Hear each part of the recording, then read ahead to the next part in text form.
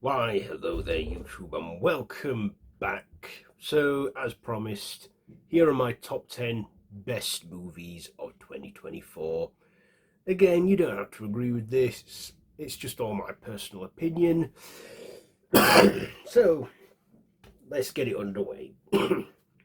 So, before I get into that, my top 10, here are my honourable mentions, and they go to A Quiet Place Day 1, Godzilla Kong the New Empire, Back to Black, Bob Marley One Love, Kung Fu Panda 4, and Civil War. Okay, so let's get to why we're really here. So, number 10 is Transformers 1. Now, this wasn't anything too great. I get that they were trying to go in a different direction after the live action movies just became a cash cow. But I actually enjoyed the backstory we got into, Megatron and Optimus Prime. Optimus Prime and Megatron, how they became the enemies when we first see them as friends.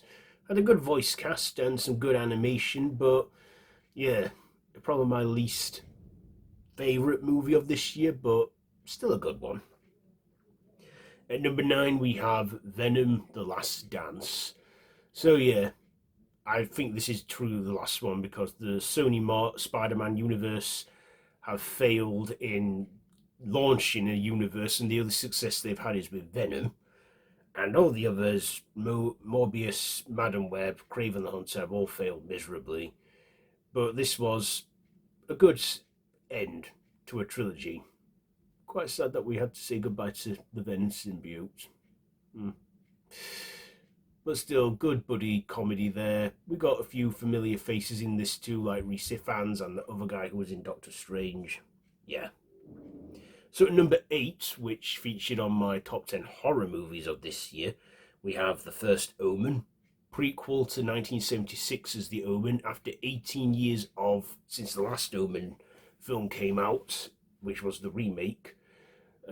We were treated to this prequel where we see how the Antichrist was born, how the church used this whole Antichrist thing to scare people into believing again, and how it ended as it carried on into the opening act of the original film. But that ending bit, I feel like where the priest has to tell the mother that they call the kid Damien. Yeah, but still a decent one. Next at number 7, we have another horror, Maxine, the conclusion to Ty West's X trilogy that starred Mia Goth. X was good, Pearl was better. Maxine, not as good. I'd say it's the weakest one in the three, but still, I like that this story arc came to a close, and I love the 80s feel we got in this. The all-star cast that Mia Goth led as well, along with, like the whole psycho set scene in that, and the whole, it was just an enjoyable one for me, and I probably liked it a lot more than others. Next at number 6, we have Alien Romulus. Now this takes place in between the first two Alien movies, and it was a nice one. It was a nice one, return to form for the sci-fi horror franchise. We got xenomorphs, we got face huggers, we got chest bursters, we got hybrid alien xenomorph babies, we got action, we got everything we could pretty much ask for in an alien film that starred Kaylee Spaney, who featured in the other film that I mentioned in the honorable mentions, Civil War. It was fun and great, and I loved it. Next, top 5 now, and at number 5 it is Kingdom of the Planet of the Apes. So, carrying this franchise on after the 3 films which featured Caesar, we see a 300-year time jump where apes have pretty much took over the earth and humans are the non-dominant species. But there are a handful of humans that can still talk. I like this one. Good CGI, good characters, not as memorable as Caesar. We got an orangutan and a chimp named what's his name? No Koba Summit, Ro Mossumit, Raka, who was an orangutan, and a human girl. And they have to stop this, like, this ape king from getting weapons from man. Yeah, good few hours. Not the strongest one, but still, I want to see more of this franchise, requel stuff. At number 4, we have Despicable Me 4. Yes, the 4th movie in the Despicable Me franchise. Well, technically the 6th, because we had the Minion movies. Again, if they're not going to make any more Minion movies, not Minions, Despicable Me movies, this was a good close for it, because the way they ended it, just a fun animated family film to take the kiddies to. I don't know how the franchise has lost its spark, but before seeing this one, I actually watched all the Despicable Me films, all the Minions films before seeing this one. I'm glad I did. I don't know what took me so long, because these are great films, and Steve Carell with Kristen Wiig and some other supports just did great vocal performances, great animation, and who can't, not love their minions in it.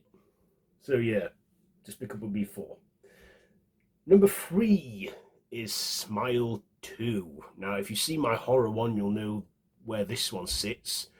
One of those rare sequels that do better than the first one, I think, personally. The first act following on from the first movie before the curse is passed on to some guy who passes it on to pop singer Sky Riley, played by Naomi Scott. We see her have the curse, and we see, even if you're famous, you're not safe from this monster. Not so much with the jump scares, but creative with the storytelling, and the smile demon a lot more bigger and creepier than the last time. And the way that movie ends, how are they going to, what's going to happen now? I believe the third one is in the works, so I hope we get an answer to that. What's going to happen now with this smile curse, if you've seen it? Number 2 is probably the last horror movie on this list. It is Terrifier 3. Yes, a lovely Christmas treat during the Halloween season, where Art the Clown this time shifts from Halloween to Christmas, does his usual bloody rampage, but has a ball this time, has some fun with it. We get, Lauren Lavera return as Sienna Shaw, where she faces Art once again.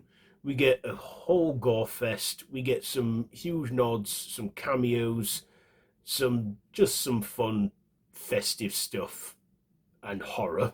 What more could you ask for? And David Howard Thornton owned it as Art, and this kind of became, Art was a kind of a popular Halloween costume pick this year, I believe, as well. Especially when people found, you can now wear a Santa suit as well. You don't have to try and get a black and white clown costume. So yes, Terrifier 3. And my number 1 movie of this year, it is Deadpool and Wolverine. Yes, Marvel Studios' only feature film to come out this year, after the disappointing flops we had with Phase 4 and the beginning of Phase 5. Marvel have took some time out. They're learning from their mistakes. There was the whole controversy with Jonathan Majors being fired. They rewrote it to Avengers Doomsday, brought RDJ back to be Doom. So we got all that to come. But Deadpool and Wolverine, we had mutants already coming into the MCU. This one, I feel, officially cements it in there. A wonderful multiverse adventure.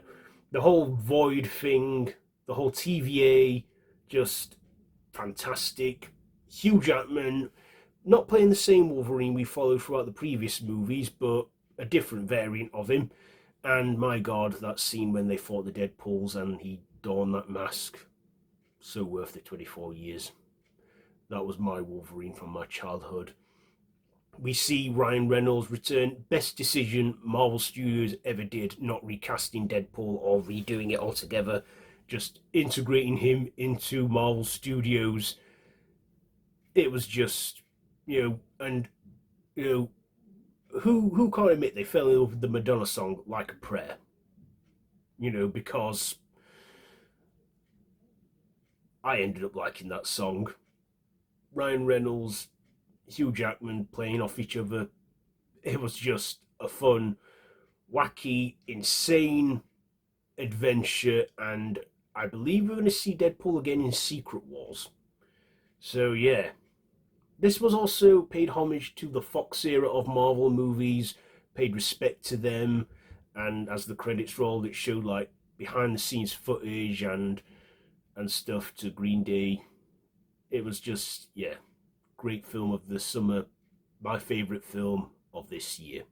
So what are your top 10 best movies of 2024? Let me know all that down below in the comments. You want to see my horror ones? I've got a horror channel that you can find in the cards above or link below, so you can find out my best horror movies of this year.